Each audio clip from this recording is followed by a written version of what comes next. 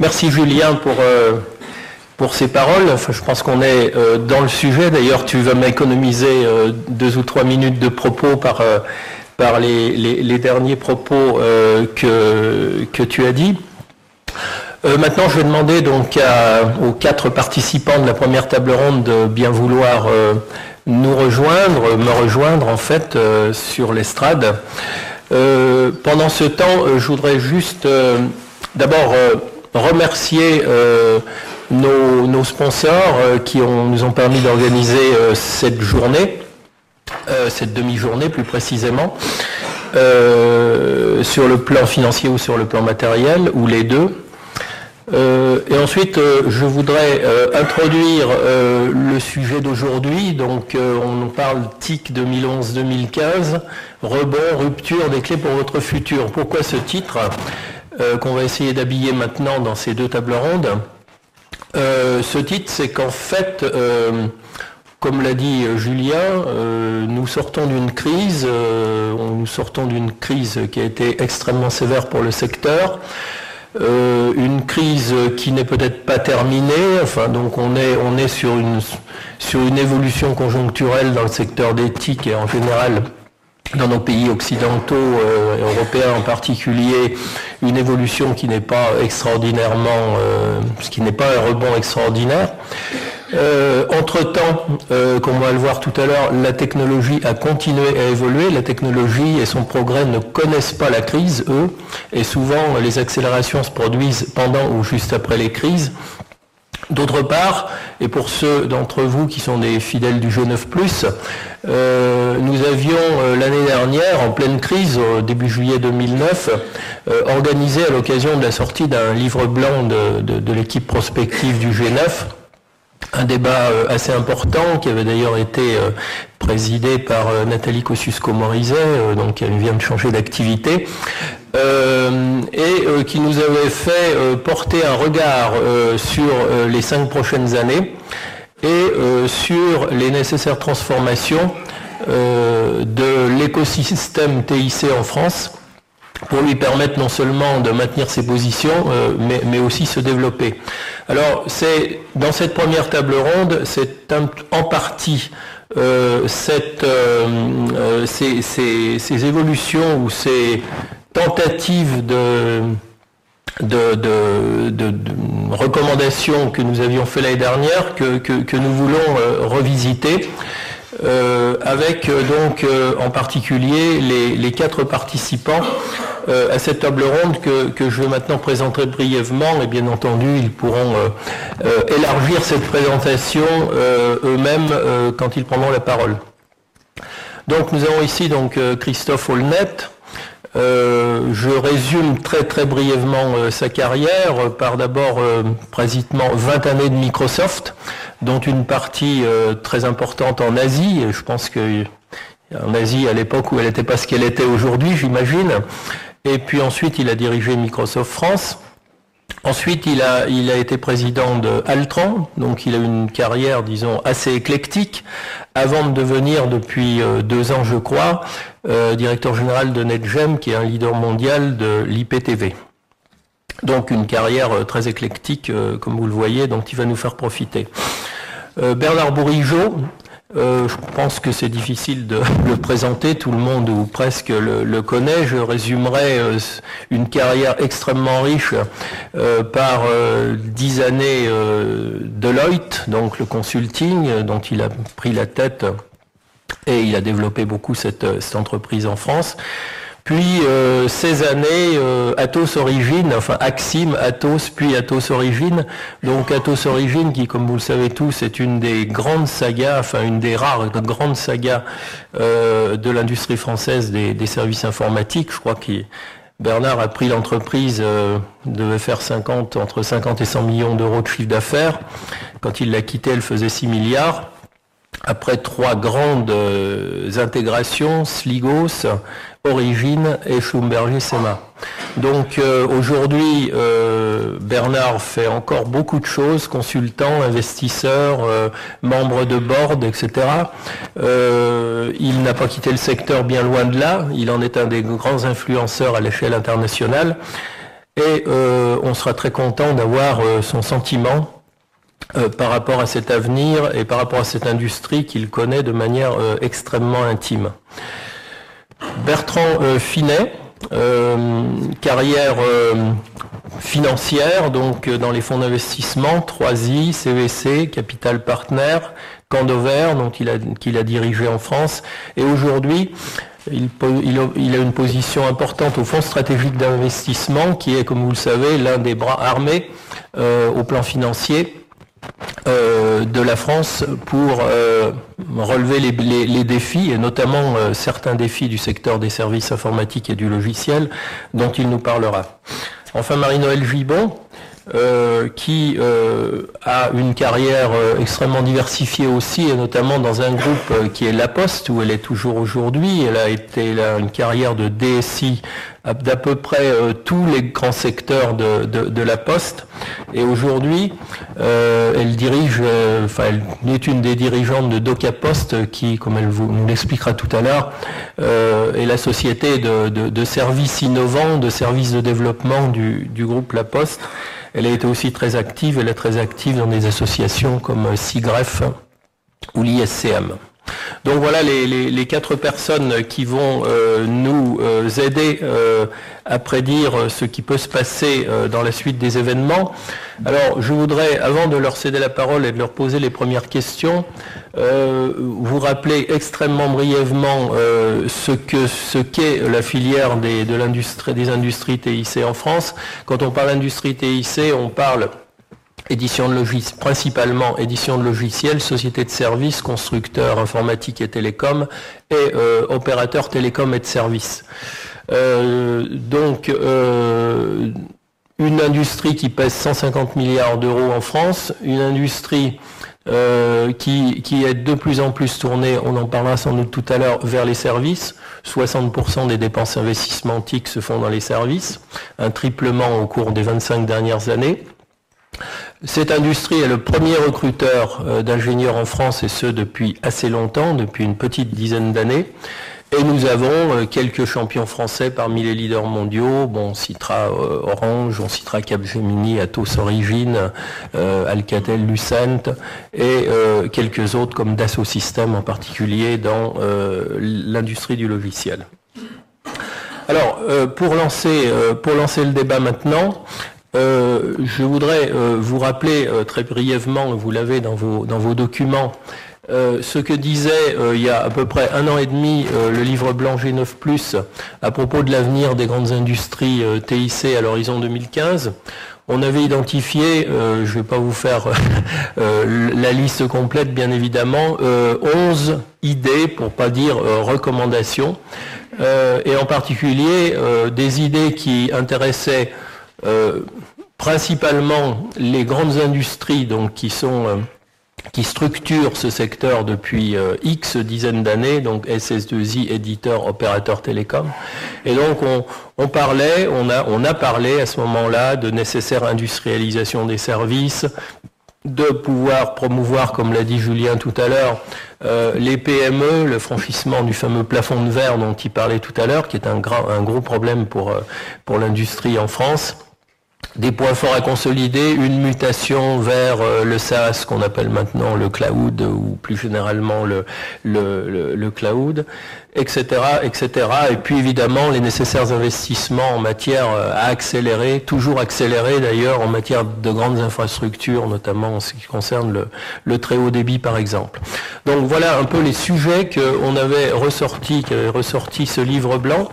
Et ma première question donc aux intervenants d'aujourd'hui, c'est finalement de savoir si ce diagnostic, ces recommandations ont vieilli, sont-elles obsolètes, d'autres sont-elles apparues, certaines ont-elles été renforcées et d'autres affaiblies. Donc je voudrais donc maintenant faire un premier tour de table avec nos intervenants. Et je vais peut-être d'abord m'adresser à toi, Bernard Bourigeaud, pour savoir, par rapport à ces différentes idées, qu'est-ce que tu penses de tous ces sujets, et y a-t-il certains sujets qui te paraissent particulièrement critiques ? Je ne sais pas si tout le monde m'entend. Bonjour à tous.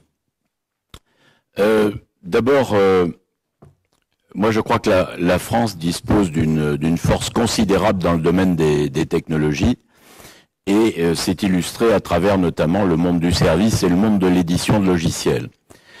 Et je pense qu'il faut que la France continue à préserver cette force dont elle dispose. Et je crois que c'est une des questions que vous aviez adressées l'année dernière.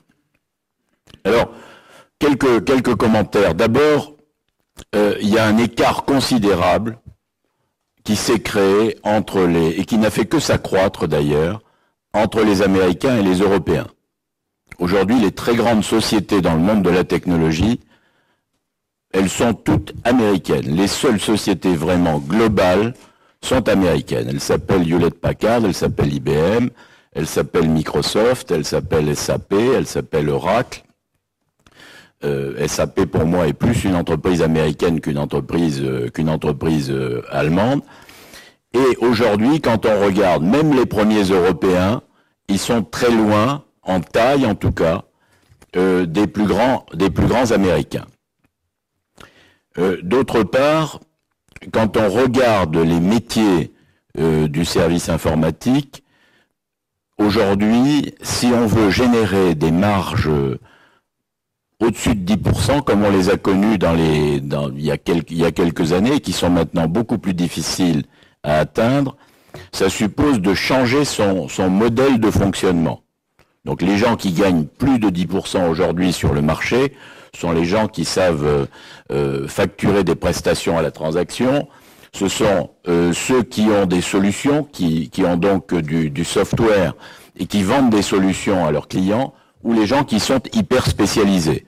Dans les autres métiers du service informatique, aujourd'hui, il y a, qu'on le veuille ou non, une banalisation et une stagnation, pour ne pas dire un déclin des marges, qui est encore accentué par le phénomène de l'offshore. Les clients, alors tout à l'heure on a parlé des clients, moi je trouve que dans le monde du service et de l'édition, il y a deux choses qui sont absolument vitales, c'est les clients et les gens qui travaillent dans le secteur.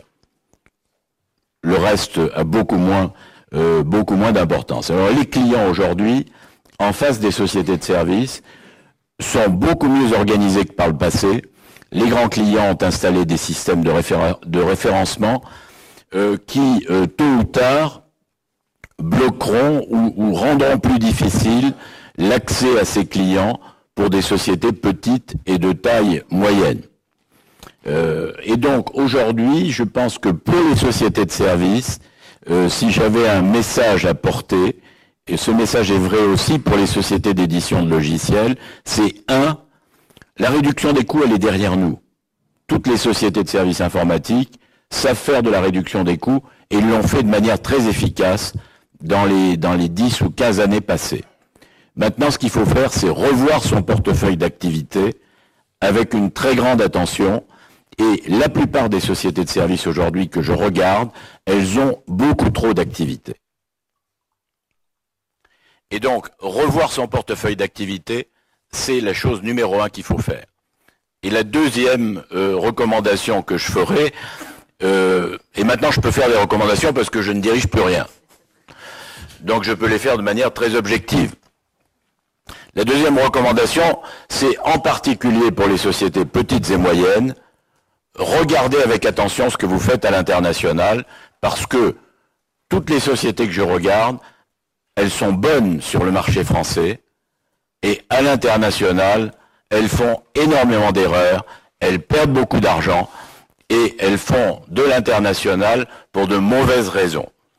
Donc, je dirais revoir son portefeuille d'activité avec attention, et être vigilant et beaucoup plus sélectif sur l'international. Je rappelle que le métier du service reste un métier de proximité et que, en fait, il y a très très peu d'activités qui soient de véritables activités internationales.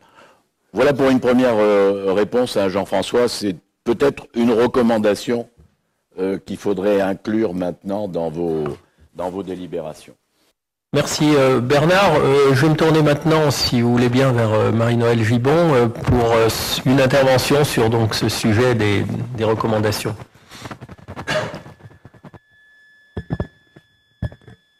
En lisant le document que vous nous avez confié, il y a quelque chose qui me frappe et qui est dans le prolongement de ce que disait M. Bourigeaud, c'est qu'aujourd'hui, tous les acteurs du monde du IT, tous les acteurs veulent devenir fournisseurs de services.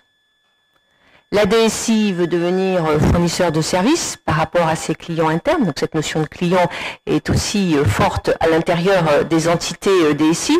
Et puis l'ensemble des acteurs historiques du monde du service qui étaient structurés avec des éditeurs, des fournisseurs de réseau, des SS2I. Eh bien, on s'aperçoit aujourd'hui, si on est un petit peu caricatural, que pour les éditeurs de logiciels, si tu fais pas de SaaS, demain tu trépasses. Pour les télécoms, si tu fais pas du contenu, t'es foutu. Et pour les DSI, il faudrait bouger aussi. Donc, on est dans, c'est à la fois, alors non pas une menace, c'est une immense opportunité qui nécessite de réfléchir, et je partage totalement le point de vue de M. Bourigeaud, c'est quel type d'activité on veut fournir, comment on veut les fournir, et faire un choix, puisqu'on ne peut pas tout faire. L'avantage aussi, j'allais dire, de cette tendance à être fournisseur de services, c'est qu'on s'interroge en profondeur sur qu'est-ce que c'est qu'un service. Les moyens de fonctionner aujourd'hui sont globaux. Par contre, le service reste local et le Think Global Act Locally de ma jeunesse, car déjà on y pensait, aujourd'hui prend toute sa force dans cette recomposition des acteurs sur le marché. Une des raisons pour laquelle aussi tout le monde veut devenir fournisseur de services, c'est parce que le service, on en espère une rémunération plus importante, là je parle du milieu informatique, que d'être simplement fournisseur d'éditeurs de logiciels ou de tuyauterie pour faire passer les informations. Donc cette nécessité d'accroître les marges, il ne faut pas la voir comme quelque chose de négatif, mais au contraire, les moyens, et sans doute on le redéveloppera, pour l'ensemble du secteur, de réinventer de nouveaux services pour s'adapter de façon permanente à ce monde qui, non seulement aujourd'hui nous est inconnu dans ce qui se passera dans 3 ans, mais en tout cas la seule certitude que l'on a, c'est qu'il va falloir toujours tout changer pour que rien ne change. Bertrand Finet, un avis sur ce sujet? Allô.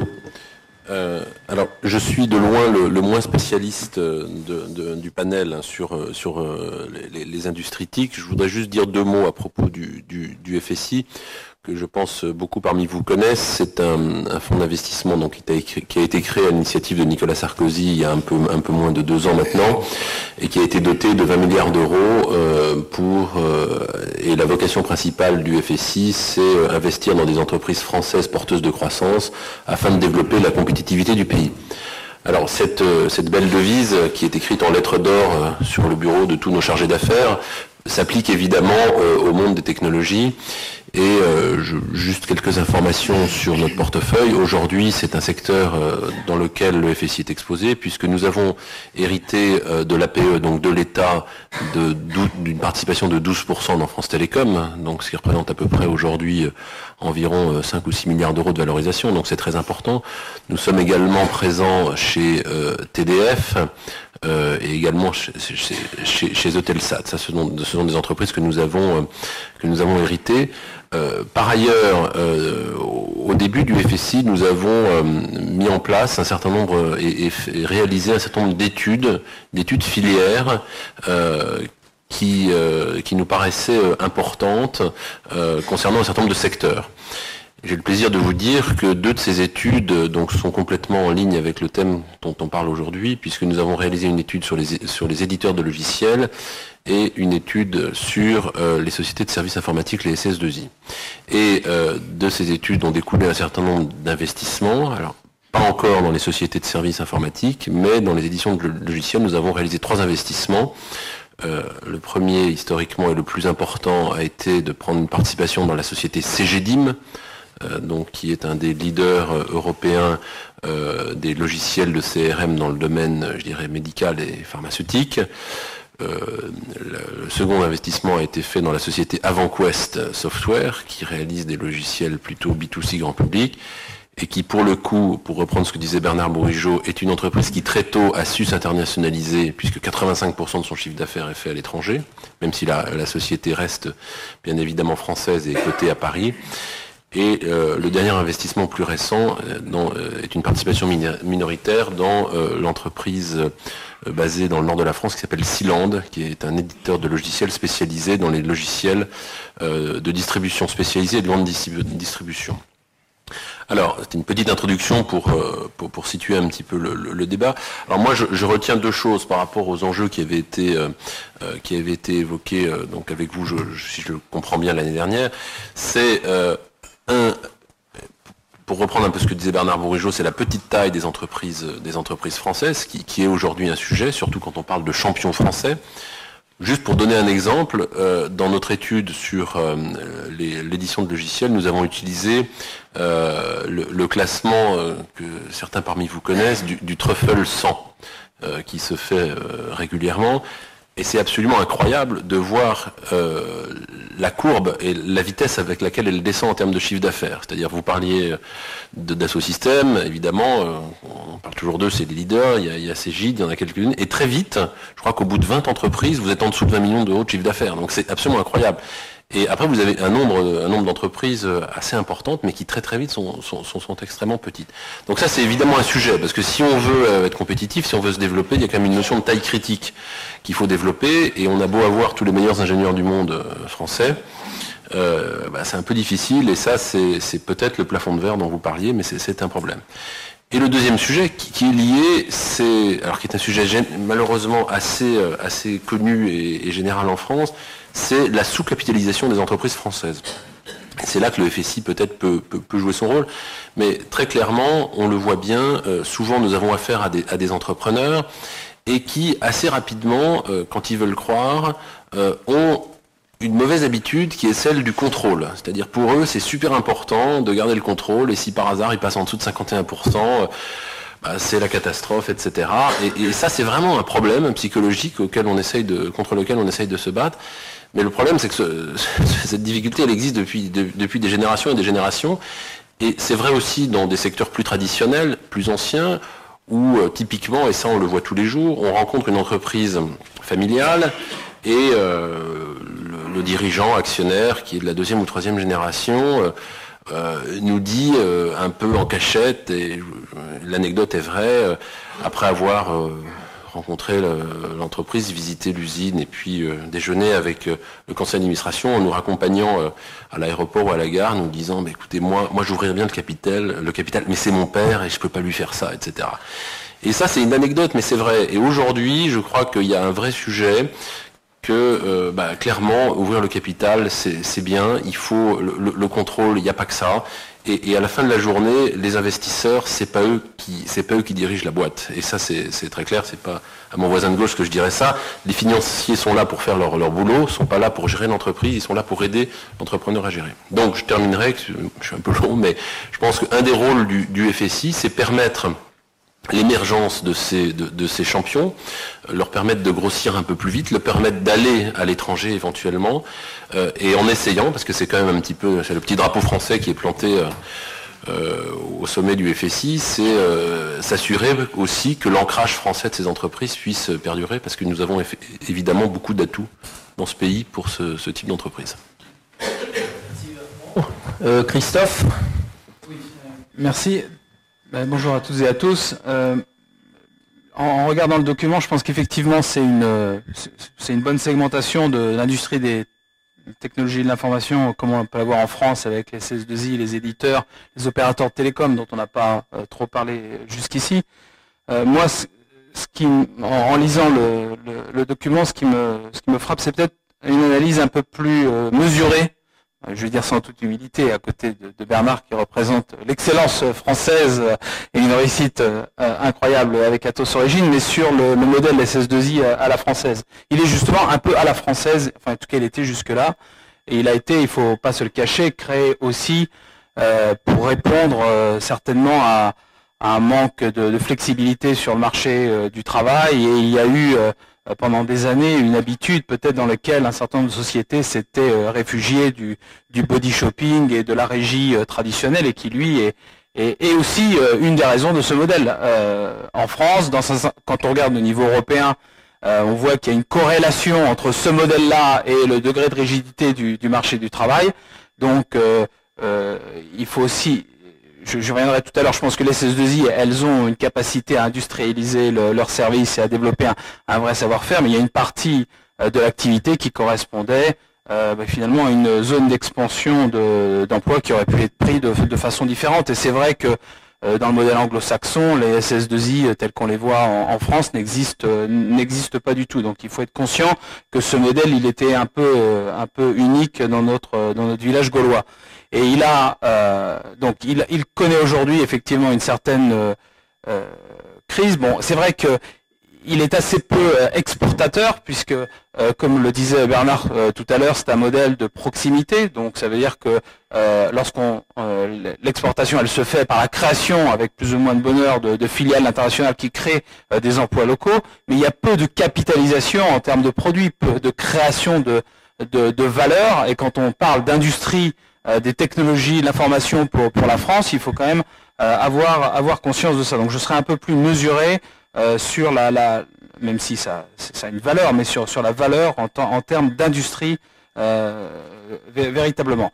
Et j'ajouterais un autre challenge que je vois pour les SS2I, c'est on dit alors bon, très bien, c'est un business qui effectivement connaît des pressions sur les marges, qui doit capitaliser son savoir-faire, il faut aller du service de proximité vers des prestations beaucoup plus forfaitisées, voire même vers la définition de produits-services qui sont capables de se formuler en tant que tel et d'avoir un effet démultiplicateur. Mais à ce moment-là, dès qu'on est dans cette démarche-là, on dissocie le côté proximité du côté production, produit. Et à ce moment-là, le risque de concurrence des grands Indiens devient de plus en plus fort, puisque la valeur ajoutée de la proximité, elle perd de son intérêt, et elle constitue en ça un challenge important pour les SS2I. Enfin, moi, c'est les deux éléments que je noterais sur le marché SS2I.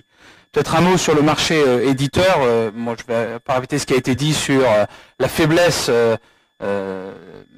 des éditeurs, mais on dit français, mais européens, parce que quand on prend la liste des 50 premiers éditeurs, c'est essentiellement des Américains.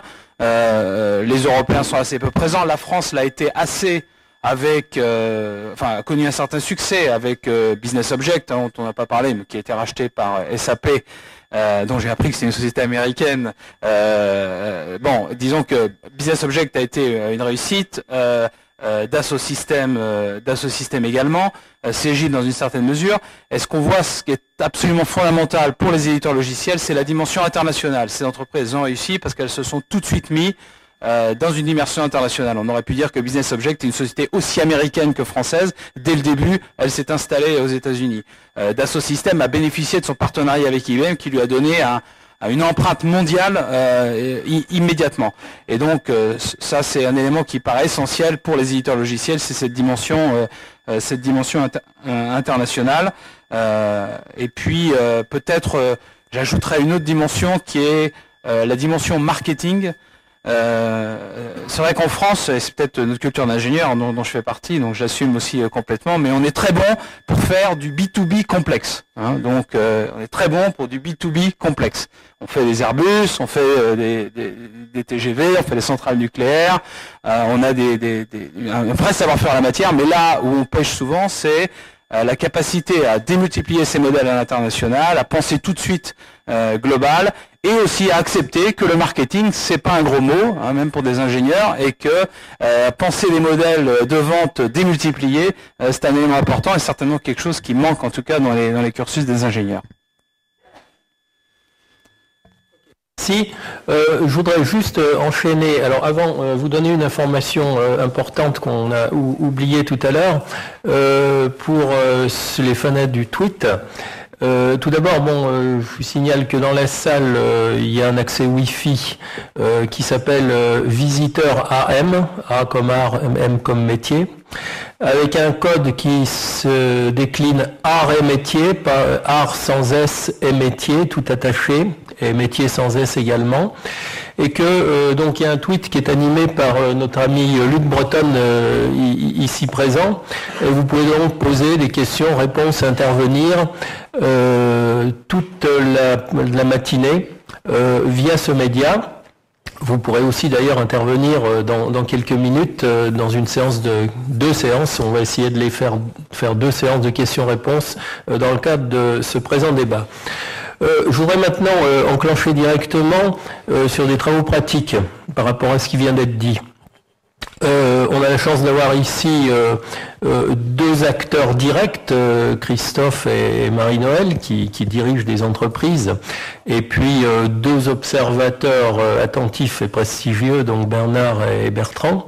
Je voudrais commencer par interroger donc Christophe puis Marie-Noël sur leur stratégie de leur entreprise dans le contexte qu'on vient d'échanger, sur lequel on vient d'échanger, qu'on vient d'indiquer.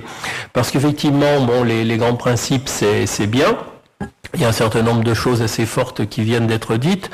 Mais sur le terrain, ça se passe comment? Est-ce que les challenges sont ceux dont on parle? Est-ce que les solutions adoptées sont conformes à ce qu'on est en train de dire?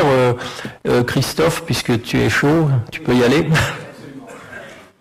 Ça va permettre de voir si les remarques, on les applique dans la vie réelle. Bon, la vie réelle, pour moi, elle est bien réelle, puisque je suis patron d'une PME, d'une entreprise moyenne, donc de taille moyenne plutôt, 130 millions d'euros de chiffre d'affaires. Donc NetGem, on fait l'entreprise a été créée avec les visions d'amener Internet sur la télévision il y a 14 ans par cette vision qui a été portée par le fondateur Joseph Haddad, est en train aujourd'hui de se réaliser avec ce qu'on appelle la convergence numérique, donc qui va permettre effectivement de développer justement ces nouvelles expériences de télévision. Et la France en l'occurrence a été là aussi un leader, puisque l'IPTV, donc la télévision par Internet, c'est un secteur qui s'est développé très fortement en France, avec une dérégulation finalement pour un pays parfois considéré comme très socialiste à l'extérieur, et une dérégulation très forte et une libéralisation qui a fait que l'arrivée de Free sur le marché,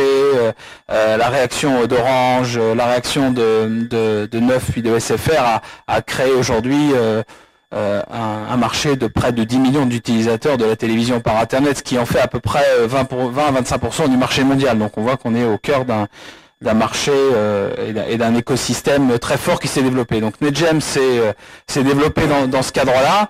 Le challenge pour l'entreprise au moment où ce marché devient plus mature, eh bien, il est d'accompagner le fait que à l'international également, ces phénomènes ont démarré, commencé à avoir lieu, et donc je crois que j'illustre très bien cette problématique d'internationalisation.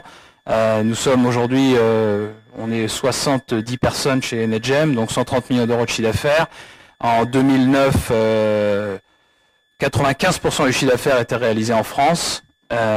Et en 2010, cette année, 70% seulement sera réalisé en France pour un chiffre d'affaires équivalent. Donc toute notre problématique, c'est d'aller capter le potentiel à l'international.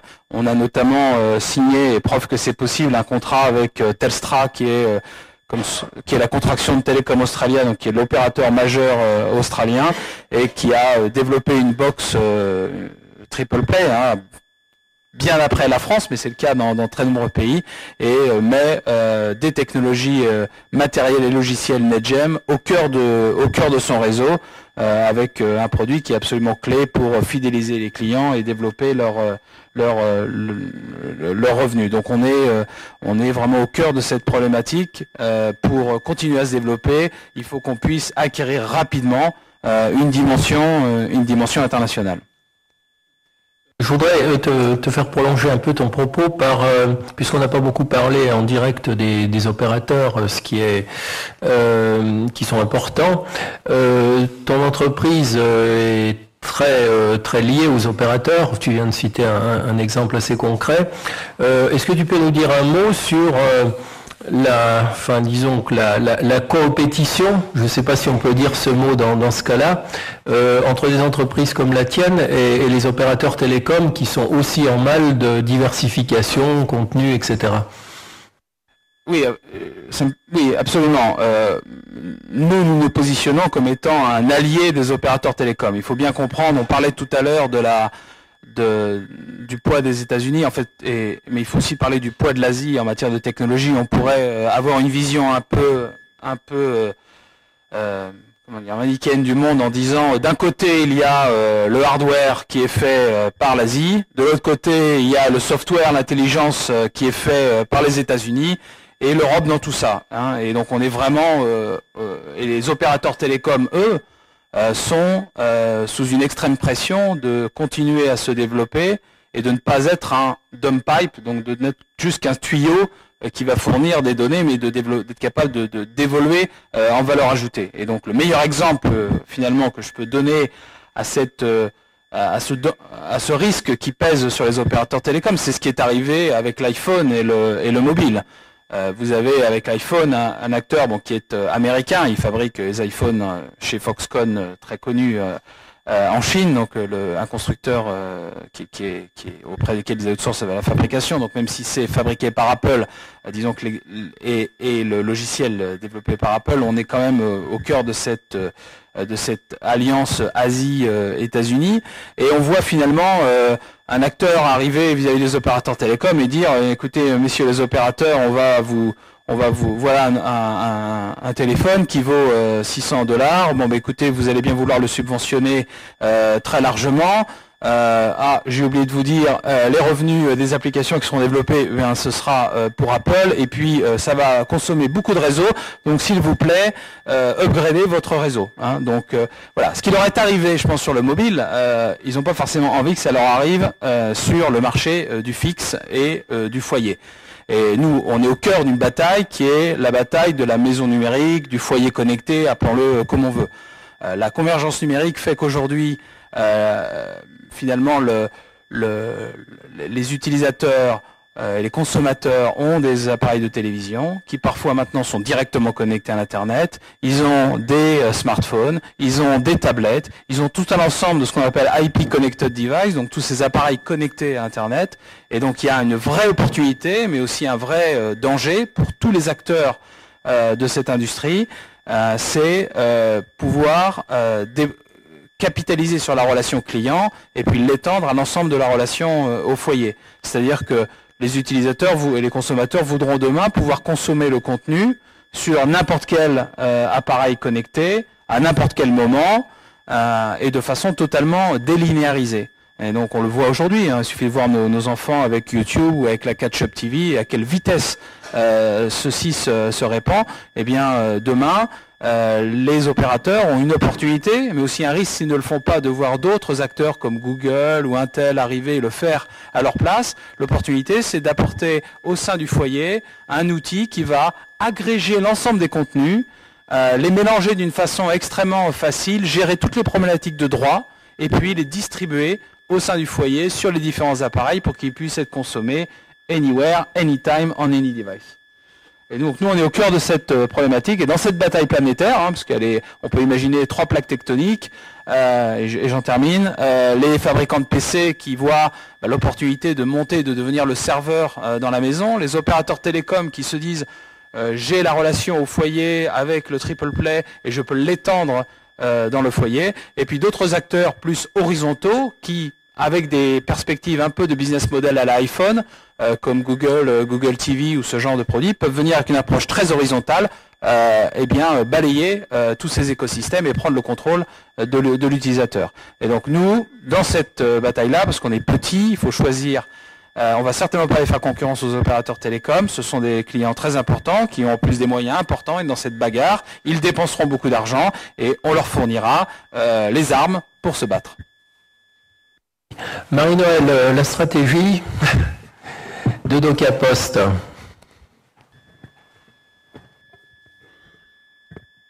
On parle d'économie numérique et il se trouve qu'historiquement, la Poste, qui fut créée sous Louis XI, donc il y a déjà quelques années, sa première démission fut de distribuer des missives et d'apporter des missives toute France avec les moyens de production adéquats de l'époque. Aujourd'hui, l'économie, je ne dirais pas qu'elle est numérique, elle se numérise en tout cas de façon très rapide. Et le courrier, cette activité historique commence à décliner dans les volumes traditionnels, hein, puisque on va dire que le repli a commencé depuis, de façon importante depuis 2008 et qu'à l'horizon 2015, il est prévu que cette activité-là perde 30% à minima de ses volumes. Donc on voit tout de suite la nécessaire exigence de proposer des alternatives à des clients qui veulent bien toujours communiquer, ça c'est une réalité, mais qui vont communiquer différemment. D'où la création de DocaPost, qui est une création assez récente puisqu'elle date de la fin 2007, décembre 2007, même si un certain nombre d'activités étaient déjà gérées au travers d'une holding financière qui s'appelait SophiePost. Donc DocaPost, c'est une holding industrielle. Sa stratégie, c'est de fournir des services totalement dématérialisés ou hybrides qui traitent des documents dans le monde de la relation client ou dans le courrier de gestion. Il y a un certain nombre d'activités qui se développent. La problématique que l'on peut tout de suite mettre en exergue, c'est que les personnes, capital humain qui va fournir les nouveaux services n'est pas forcément le même que celui qui fournissait les anciens services. Donc, dans la poste historique, le facteur que tout le monde connaît, il y en a 100 000, toute France.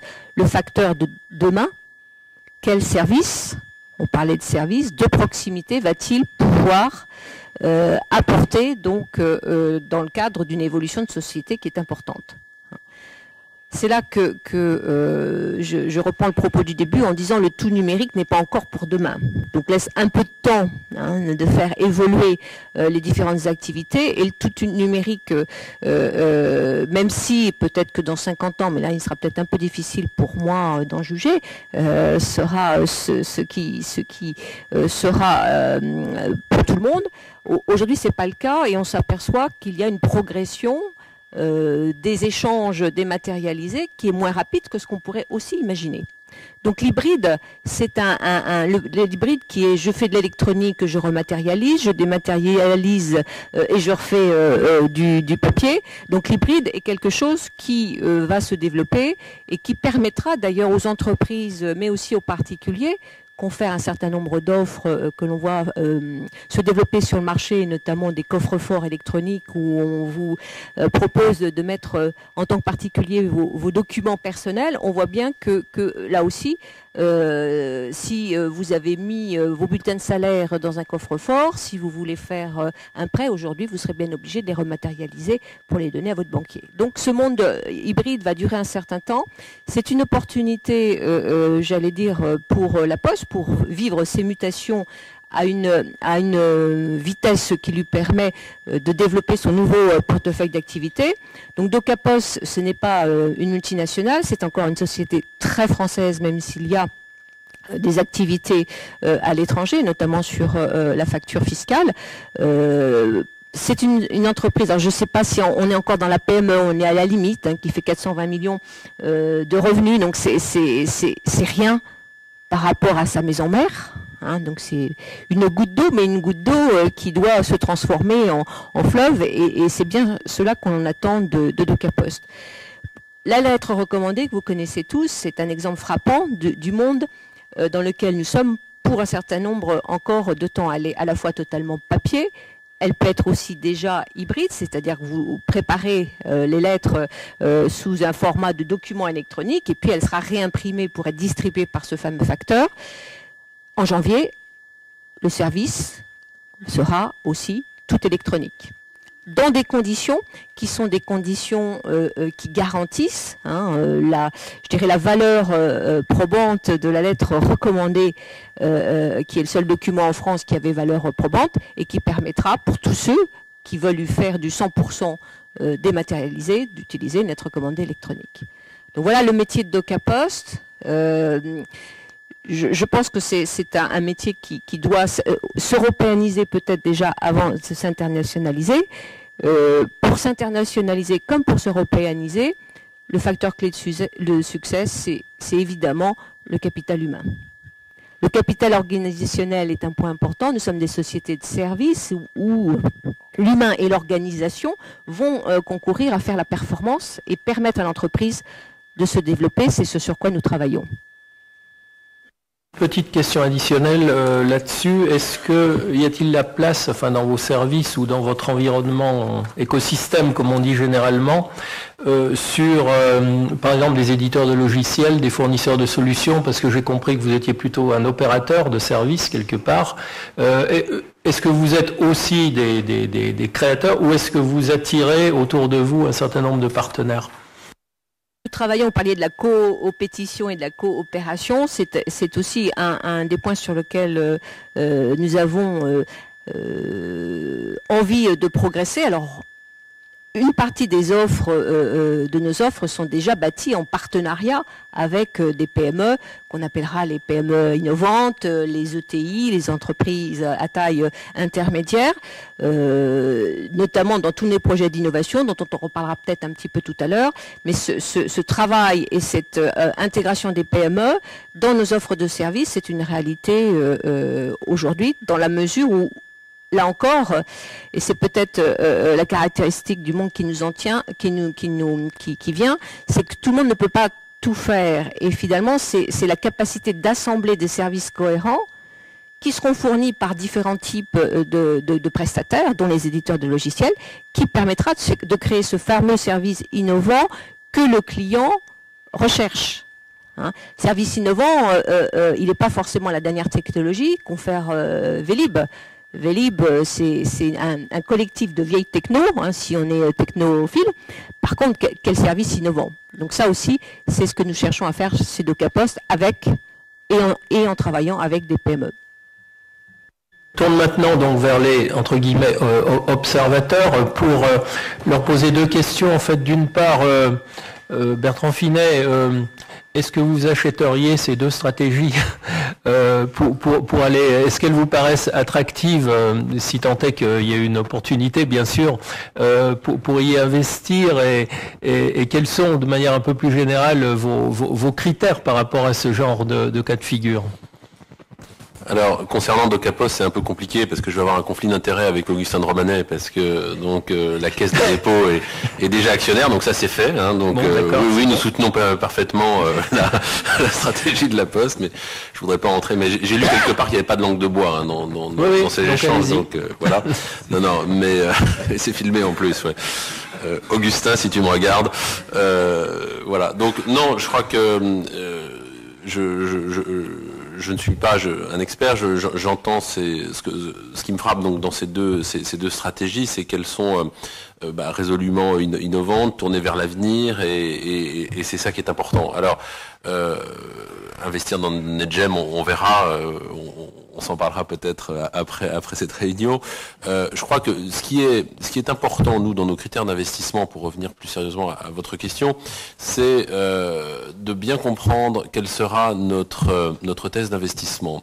Et je crois que ce qui est important pour le FSI, c'est mettre à disposition les fonds que nous avons sous gestion, qui sont très importants, parce que 20 milliards, c'est pas une paille. Et c'est de préférence permettre à cet argent d'entrer dans l'entreprise, donc autant que faire se peut éviter les investissements en cash out pur, c'est-à-dire où on fait la liquidité, alors ça peut arriver aussi, mais d'un fonds d'investissement ou d'un fondateur, mais plutôt, et c'est la priorité, c'est entrer dans ces entreprises par augmentation de capital. Prenons l'exemple par exemple d'AvantQuest ou de CGDIM. L'idée était de permettre à ces deux entreprises d'augmenter leurs fonds propres pour pouvoir faire des acquisitions. Ça a été fait pour CGDIM, c'est en cours pour AvantQuest, et très clairement, c'est ce que nous cherchons. Donc, au-delà de ça, une fois encore, nous ne sommes pas un spécialiste, mais il est très important de comprendre en quoi nos fonds vont être utilisés, et la stratégie de croissance est, je dirais, de façon quasi systématique, un peu le leitmotiv qu'on retrouve dans les thèses d'investissement du FSI, sachant que les 3 sociétés que je viens de décrire, dans lesquelles nous avons investi dans le monde de l'édition de logiciels, sont, comme vous le savez, des sociétés in bonis qui se développent, qui sont en croissance et qui sont rentables. Et notre objectif, c'est permettre à ces 3 entreprises de devenir à leur échelle des champions. Alors pas forcément des champions internationaux. Je crois que CGDIM, on peut le dire, est un champion européen. AvantQuest est bien placé. Sealand est encore une société assez petite, mais qui dans son secteur, dans le secteur de la distribution, l'est. Donc c'est vraiment un petit peu ce qui sous-tend nos thèses d'investissement, et clairement l'innovation est un point que nous regardons beaucoup. Et j'en terminerai en vous donnant un petit éclairage sur la façon dont nous évaluons nos investissements. L'enjeu du FSI, il est double. Il faut à la fois concilier la position d'un investisseur avisé, parce que l'argent qui nous est confié, je vous le rappelle, c'est le vôtre, donc il faut quand même qu'on le gère plutôt bien, mais il faut croiser cette dimension avec une dimension d'intérêt général. Et ce que nous faisons, je vous livre un petit secret interne, c'est que pour chaque investissement, nous avons une matrice où nous essayons de positionner donc chaque nouvel investissement selon ces 2 axes. Donc en abscisse, l'aspect investisseur avisé, et en ordonnée, l'intérêt général. Et clairement, on essaye, les entreprises dans lesquelles on investit sont plutôt positionnées en haut à droite. C'est-à-dire qu'un super coup financier, mais dans lequel tout le profit ne viendrait que de délocalisation en Inde et en Chine, au prix de plans sociaux, etc., est quelque chose qu'on aura du mal à faire. Un superbe projet qui pérennise une usine mais complètement obsolète et qui va dans le mur, on ne le fera pas non plus. Je parle de cette façon assez directement, mais donc tout l'enjeu du FSI, c'est trouver cette ligne de crête assez étroite pour éviter d'investir dans tous les canards boiteux de la Terre, et il y en a beaucoup, et assez naturellement un certain nombre de gens dans notre écosystème peuvent nous appeler et parfois exercer de sympathiques pressions pour regarder tel ou tel dossier, mais clairement, si l'axe investisseur avisé ne fonctionne pas, ben on n'ira pas. Donc c'est trouver, c'est ça, cette ligne de crête assez, mais que pour l'instant, je crois, nous avons réussi à suivre.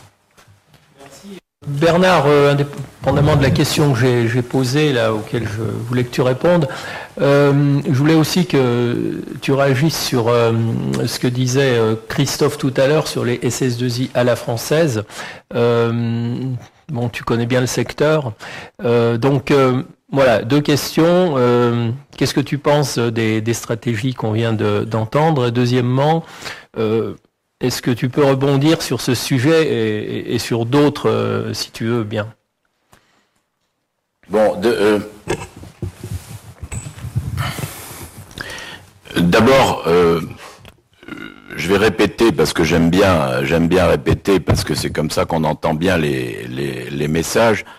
Je crois que les sociétés françaises ont une priorité, si elles veulent maintenir leur position, encore une fois, c'est de bien réfléchir au métier qu'elles veulent faire et où elles veulent le faire. Et aujourd'hui, le secteur reste extrêmement fragmenté, donc il y a encore beaucoup de place pour faire de la consolidation. Et il y a énormément d'opportunités. D'ailleurs, je suis surpris de voir qu'il y a aussi peu de consolidation dans le secteur. Si je pense aux 2 années, aux 3 années passées, alors on dit c'est parce que les prix sont bas et que c'est une période de crise, mais pour moi les périodes de crise ont toujours été des périodes extrêmement favorables. Alors j'ajoute qu'au niveau français, on est toujours très très fiers de notre niveau d'éducation, de notre niveau intellectuel, mais malheureusement, on a dans la plupart des cas été incapable de faire les grands cabinets d'audit internationaux, de faire les grands cabinets de conseil en stratégie, ils s'appellent McKinsey, BCG, de faire les grands cabinets juridiques mondiaux. Il y a quelques exemples de réussite française, mais malheureusement, on a toujours été incapable d'exporter notre brillante intelligence. Et aujourd'hui, la bataille de l'intelligence, elle est peut-être gagnée par les Chinois et les Indiens qui aujourd'hui produisent le plus grand nombre d'ingénieurs et dans le secteur informatique, c'est sans commune mesure avec ce qui est produit en Europe. Donc ça, il faut y réfléchir parce que je crois que c'est déterminant pour l'avenir. Je pense d'ailleurs, peut-être si tu permets ce commentaire, que les Chinois, probablement, et j'exprime là une opinion totalement personnelle, les Chinois, probablement, battront les Indiens avant 10 ans, notamment dans le secteur de la technologie, parce qu'ils disposent d'un potentiel de croissance interne sur leur propre marché qui est quasiment sans limite. Et donc la concurrence, de plus en plus, elle va venir pour les Européens, de la Chine, de l'Inde, des Américains qui vont continuer probablement à faire des acquisitions sur le marché européen, mais elle va venir aussi d'autres acteurs. Les acteurs télécoms, il y a 10 ans, moi je pensais qu'ils ne réussiraient jamais dans le monde du service. Eh bien, moi je crois aujourd'hui que les opérateurs télécoms deviendront des acteurs de service, d'abord parce qu'ils ont des moyens financiers très puissants, ils ont du cash flow, ils ont des moyens humains, ils ont de la crédibilité, ils ont des bases clients très importantes, et surtout ils ont fait beaucoup d'erreurs. Et on apprend énormément de ces erreurs. Et aujourd'hui, quand je regarde les grands opérateurs télécoms européens, que ce soit Deutsche Telekom ou British Telecom et France Telecom, ils commencent à avoir des activités de service qui tiennent la route, et ne vous y trompez pas, ils deviendront des concurrents redoutables et capables, eux, de rivaliser probablement avec les grands internationaux plus facilement que les sociétés de services elles-mêmes. Et je pense que ça sera plus facile pour les opérateurs télécoms d'aller vers le service que pour les éditeurs de logiciels. Pour la plupart des éditeurs de logiciels, il y a toujours la tentation du service. Le problème du service, c'est que les marges sont plus faibles. Et donc ça fait toujours hésiter les gens, en particulier si vous êtes dans une société cotée. Mais je crois que le monde des éditeurs, désolé si je choque certains d'entre vous qui y sont, est un monde plus fermé. Et c'est un monde qui aura plus de mal à aller vers les activités de service. Et le SaaS, pour moi, il sera pris en main plus par les sociétés de services et par les opérateurs télécoms que par les éditeurs eux-mêmes, qui auront beaucoup de mal, à mon avis, à y pénétrer de manière significative. D'ailleurs, on voit que cette pénétration est extrêmement lente aujourd'hui. Alors, quand j'écoute ma voisine, on se connaît depuis pas mal de temps, moi je crois que c'est intéressant là, ce qu'est en train de faire la Poste, et notamment DocaPost, parce qu'ils sont en train d'ouvrir de nouveaux métiers. Donc c'est à ça qu'il faut réfléchir. Donc la dématérialisation, il y a un champ immense. Et je suis étonné qu'il n'y ait pas plus de sociétés qui s'y intéressent. Alors c'est un secteur extrêmement fragmenté. Le jour où Marie-Noël essaiera d'internationaliser DocaPost, je ne sais pas exactement où en est la société, elle verra que si elle se promène en Europe, elle ne trouvera que des toutes petites sociétés. Et dans mon expérience, moi j'ai toujours trouvé que c'était plus facile d'acheter des grandes sociétés que des petites sociétés. Parce que dans les grandes, c'est plus facile d'intégrer le management, les bases clients collent mieux et les synergies sont plus grandes. Dans les petites, la grande difficulté, c'est toujours d'intégrer le dirigeant qui est très fier et à juste titre de ce qu'il a réalisé. Et très souvent, si vous perdez le dirigeant, ben, vous perdez une bonne partie de la substance de ce que vous avez acheté. Donc voilà quelques commentaires. Je sais pas, Jean-François, c'était un peu dans le. Tout va bien. Oui, oui. J'ajoute une chose. Il y a un sujet dont tout le monde parle. Depuis des années, on dit mais les Indiens sont une menace considérable et les Indiens vont venir acheter des sociétés européennes. Ben, pour l'instant, on n'a rien vu. Il y a un Indien qui est allé acheter une société qui avec des compétences SAP, me semble-t-il, en Angleterre, mais c'est la seule opération de taille significative qui a été réalisée. Moi, je crois que les Indiens ne peuvent pas acheter des sociétés européennes. Ils en ont les moyens financiers, mais ils n'ont pas la culture internationale qui leur permettrait très probablement d'acheter des sociétés européennes. Et d'autre part, toute acquisition en Europe serait dilutive et destructrice pour eux. Admettons qu'un grand Indien vienne acheter une grande société de services, ben, qu'est-ce qu'il ferait? Il déplacerait de l'activité de cette société de services vers l'Inde. Et donc, pourquoi acheter un actif que l'on va vider de sa substance progressivement? Donc moi, je ne crois pas du tout au fait que les Indiens viendront acheter des opérations en Europe. Je crois que la chance aujourd'hui des sociétés françaises, parce qu'il y en a beaucoup de très grande qualité, elle est dans le choix des activités et dans la consolidation active du secteur. Subsidiaire pour toi, puisque là tu viens de prononcer des paroles assez fortes en faveur des opérateurs télécoms. Tu les vois acheter nos grandes SS2I à la française, ou certaines d'entre elles?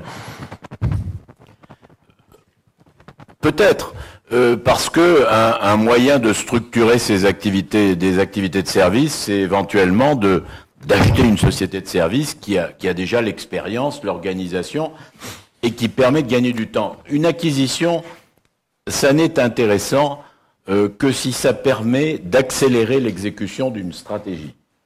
Et à ce titre-là, pourquoi pas? Très bien. Ce que je vous propose, c'est qu'on passe à des questions de la salle, parce qu'il nous reste une dizaine de minutes avant qu'on puisse faire un petit tour de conclusion. Est-ce qu'il y a des questions? Est-ce qu'il y a d'abord quelqu'un avec un micro qui peut se promener? Je n'en vois pas, mais ça ne vous empêche pas de poser des questions, allez-y.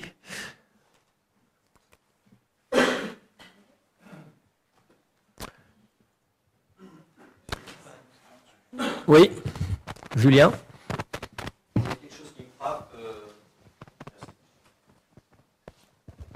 On n'a pas du tout parlé d'Europe.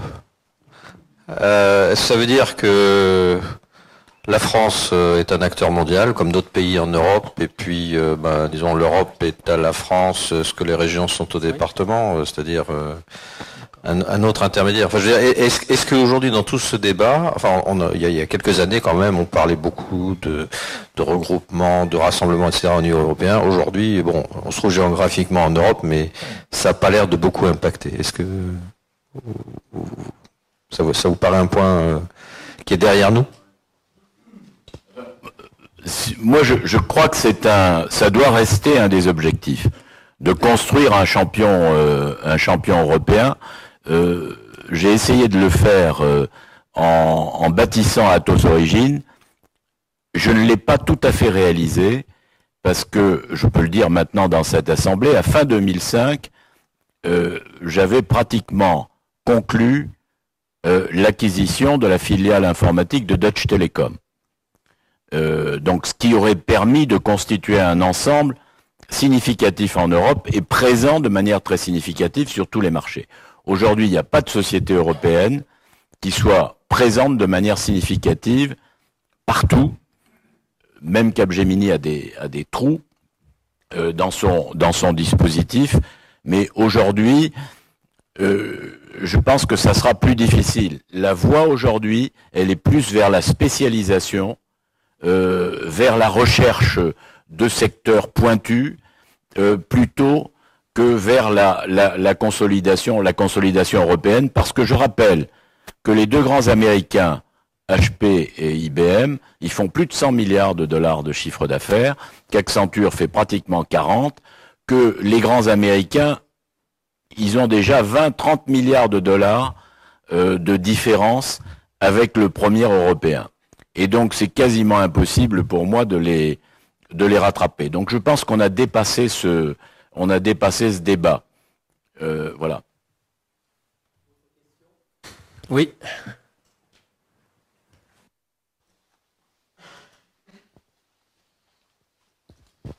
Oui, bonjour. C'est une question pour...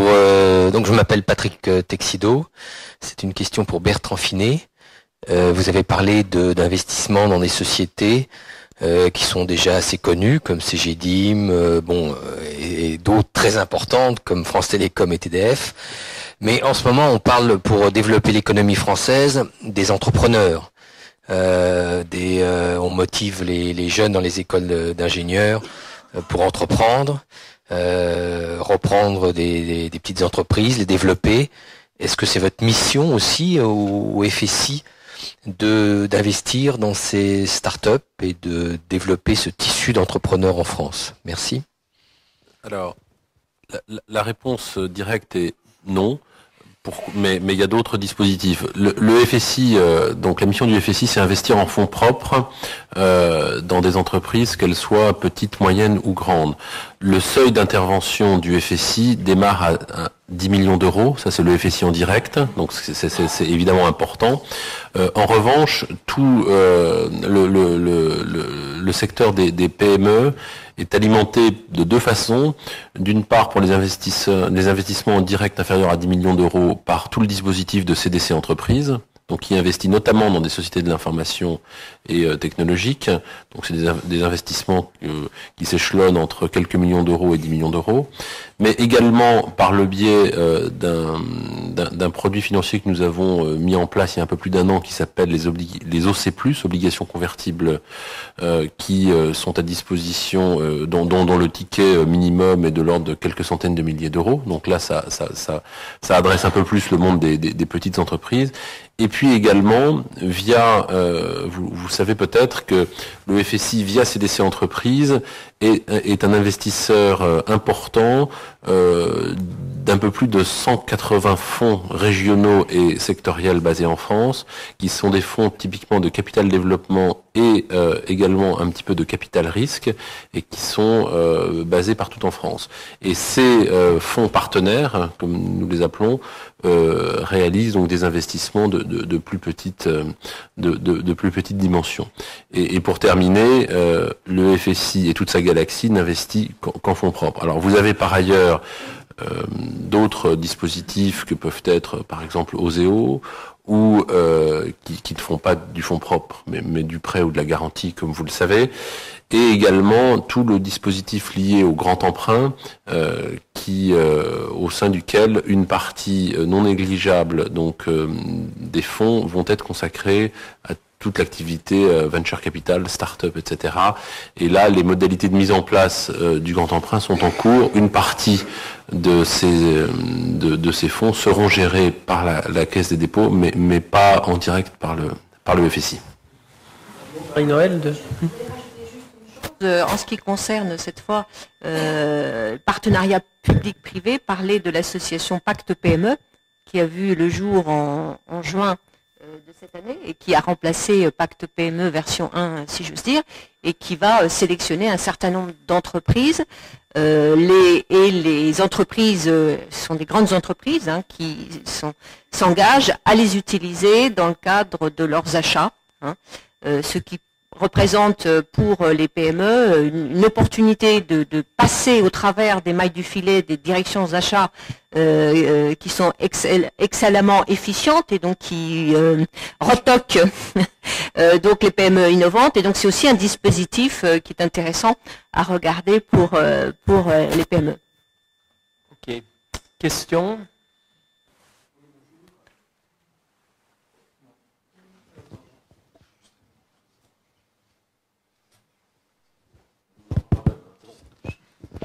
bonjour, je m'appelle Didier Raspo. C'est une question pour Bernard Bourigeaud.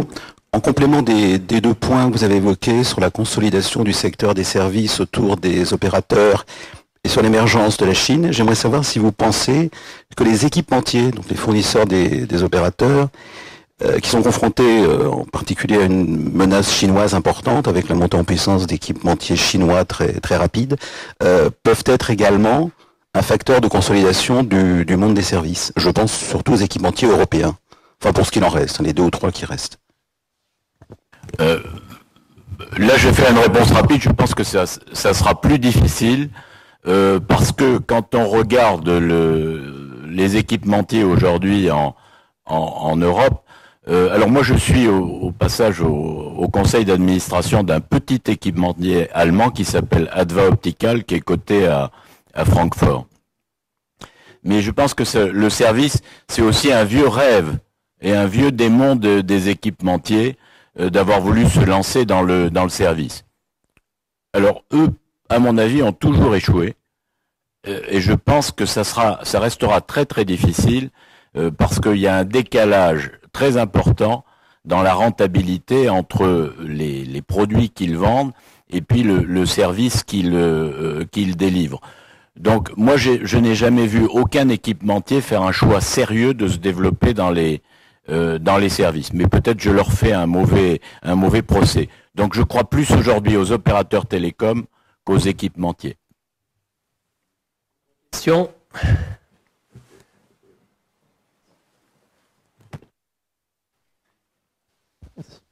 Oui, bonjour, je suis Yves Léon.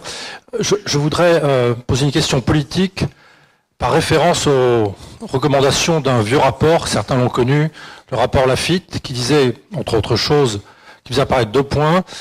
Premièrement, nous avons un problème de fiscalité en France ou en Europe, et deuxièmement, nous avons un problème de liaison avec le monde universitaire.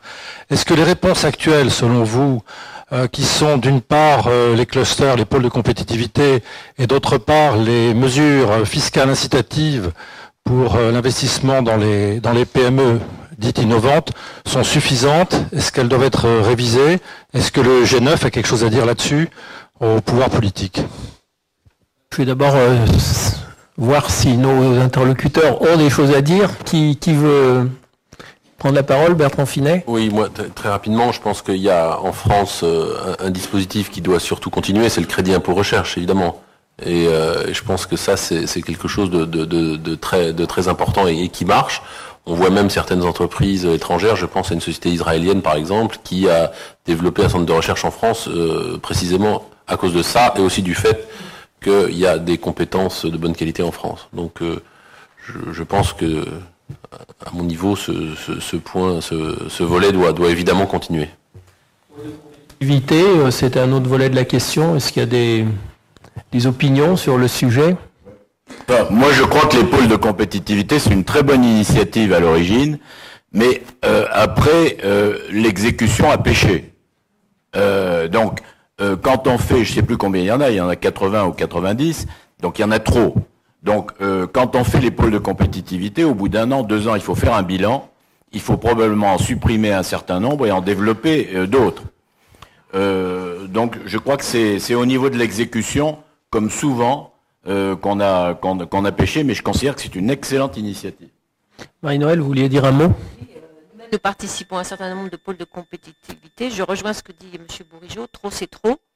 Et ils s'en créent aussi encore, c'est-à-dire que non seulement certains ne disparaissent pas, ils s'en créent. Je crois qu'il y a un bilan qui est en cours. Et effectivement, la rationalisation de ces pôles leur permettrait peut-être d'aboutir et ils doivent être gérés sans doute comme des projets d'innovation. C'est qu'on en attend des résultats. Je rappelle qu'un projet d'innovation, c'est créer des nouveaux champs de performance. Donc, à un moment donné, il faut que ces champs de performance soient là. On va prendre peut-être pour terminer, parce qu'on a légèrement dépassé l'horaire, 2 questions du tweet. Je ne sais pas si vous pouvez vous tourner un instant pour les voir. C'est les 2 questions du haut. Quelle est votre vision du modèle SaaS par rapport aux solutions de legacy pour des applications métiers? Ça, c'est une question technique, enfin pas tout à fait technique, mais assez pointue. Et la fragmentation du marché intérieur européen n'est-elle pas le frein principal? Croissance, capital risque aux Américains, aux Chinois. On peut peut-être prendre la deuxième d'abord. Je ne sais pas si Christophe, un mot? Absolument. Moi, je disais, je crois que la question est une réponse en soi. Je pense que il y a un vrai problème de positionnement. Vous parliez de l'Europe tout à l'heure par rapport à d'un côté l'Amérique, de l'autre côté l'Asie et plus particulièrement la Chine. Ce sont des continents, pays qui ont une capacité et une vraie démarche nationaliste, en tout cas en ce qui concerne la Chine, et un certain protectionnisme en ce qui concerne les Américains. Et c'est vrai que, pour répondre c'est la première question que vous posiez sur l'Europe, il y a une inexistence de l'Europe en tant qu'entité.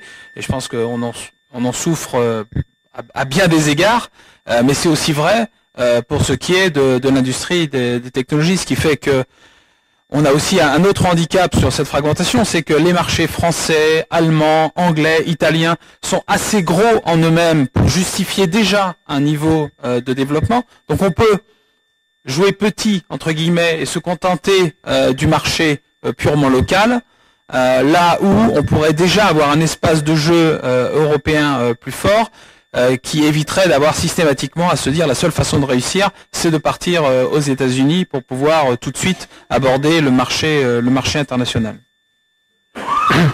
Ok. L'autre question, je me tournerai volontiers vers l'ex-DSI à propos du SaaS et des applications métiers. Marie-Noël, est-ce que vous avez une opinion sur le sujet? Donc, ça, c'est application métier. Pour le DSI, la problématique, c'est de trouver les bonnes ressources au bon moment. Donc, il n'y a pas il n'y a pas de choses taboues. Souvent, on dit le SaaS n'est pas adapté aux applications critiques, mais aujourd'hui, le SaaS, c'est vrai, et surtout une bonne idée marketing. On voit dans l'exécution qu'il y a encore beaucoup de choses à travailler, et notamment sur les problématiques vous n'avez pas à vous intéresser où tourne votre application et où sont stockées vos données, ce qui me paraît là-dessus être faux. Très bien. On reprend une question de la salle et je vais faire une brève conclusion. Oui, Gilles Goherian. Alors ce matin, j'entendais parler dans l'actualité toute récente de la constitution d'une équipe de France du nucléaire pour se défendre notamment de l'introduction de Mitsubishi sur le marché du nucléaire français. Et je voulais vous poser la question parce qu'effectivement, quand on regarde le métier du service et quand on regarde aussi, je dirais, les business que couvre aujourd'hui la France, on a aujourd'hui des vrais champions. Vous parliez tout à l'heure de la grande distribution, donc ce que je comprends, c'est que le FSI a investi dans une solution métier. On a des grands acteurs de la distribution qui sont des acteurs mondiaux. On a le même cas dans la pharmacie, puisque avec CGD et Sanofi, on a probablement deux des premiers acteurs mondiaux dans ce domaine-là. La question est une question à la fois politique et de mise en œuvre. C'est comment faire en sorte de constituer des équipes de France sur des marchés comme cela. On pourrait imaginer demain des consortiums où Sanofi, CGDIM et éventuellement un opérateur télécom pourrait adresser une offre complètement complète et globale. Comment mettre en œuvre, je dirais, ces acteurs qui sont tous des acteurs aujourd'hui qui ont une présence globale et qui sont des acteurs leaders sur leur marché, qui fait une vraie force pour notre pays, et les orchestrer à un niveau global et qui est effectivement une communauté de moyens pour adresser des marchés qui sont de plus en plus globaux. Je vais faire une réponse rapide. Bertrand, oui. Juste, effectivement, l'idée peut être séduisante et on pourrait, dans un monde idéal, imaginer le FSI un peu comme chef d'orchestre et mettant ensemble un certain nombre d'entreprises. Je vous rappelle néanmoins que nous sommes un actionnaire toujours minoritaire et que notre vocation n'est pas non plus de faire du mécano-industriel. En revanche, si on peut intelligemment développer des coopérations entre différentes entreprises, oui, on le fera, mais on n'ira pas plus loin et notre rôle se cantonne à être évidemment présent dans la gouvernance, mais comme un actionnaire minoritaire. Bien. Oui, vas-y Bernard. Sur le nucléaire, moi, je crois qu'il existe une entreprise remarquable en France qui s'appelle Technip, dans le domaine pétrolier. Moi, je crois qu'il faudrait faire un Technip dans le nucléaire. Alors, est-ce que ça sera EDF? Est-ce que ça sera... Il y a aujourd'hui plusieurs acteurs qui peuvent y prétendre, qui peut-être n'en ont pas tous les capacités. Mais moi, je crois que c'est une solution on devrait faire des techniques dans un certain nombre de domaines. C'est un modèle remarquable. Je vais me permettre de faire non pas une conclusion, mais de vous livrer quelques réflexions un peu synthétiques de ce que j'ai retenu, d'une partie de ce que j'ai retenu, parce que c'était très riche. Premièrement, et ça je fais référence à Julien tout à l'heure, on a qualitativement en France du beau monde, ingénieurs, managers, etc. Deuxièmement, on a un tissu de petites PME dans le secteur d'éthique qui est bon, voire très bon dans certains domaines. Troisièmement, j'ai noté, et ça c'est une évolution quand même assez significative par rapport à même débat il y a quelques années, on a parlé de compétition qui est États-Unis, Chine, Inde, et effectivement pas du tout, très peu de l'Europe, donc un peu d'effacement. Quatrièmement, le challenge, enfin deux challenges, enfin quatrièmement plus précisément, j'ai entendu que parmi les grandes entreprises françaises aujourd'hui, qui sont susceptibles non seulement d'être pérennes, mais aussi d'être des entraîneurs de leadership dans le monde, j'ai entendu plutôt les opérateurs télécoms, plutôt que les SS2I ou les éditeurs de logiciels. Cinquièmement, et ça c'est un peu une conclusion qui sort d'un peu tout ce que vous avez dit, je pense qu'effectivement le gros enjeu d'éthique en France, c'est de pouvoir générer des nouvelles générations de grosses PME, on va dire, à l'allemande, qui seraient des champions de spécialité. Parce qu'effectivement, je suis assez d'accord avec ce qu'a dit Bernard, les sociétés françaises, en particulier dans le monde du service, ont trop tendance à être des généralistes. Et je pense que le modèle généraliste, sans être complètement fini, ces beaux jours sont plutôt derrière que devant. Bon, voilà quelques idées. J'espère que vous avez entendu, noté un certain nombre de choses qui pourront vous être utiles dans votre carrière ou dans votre entreprise.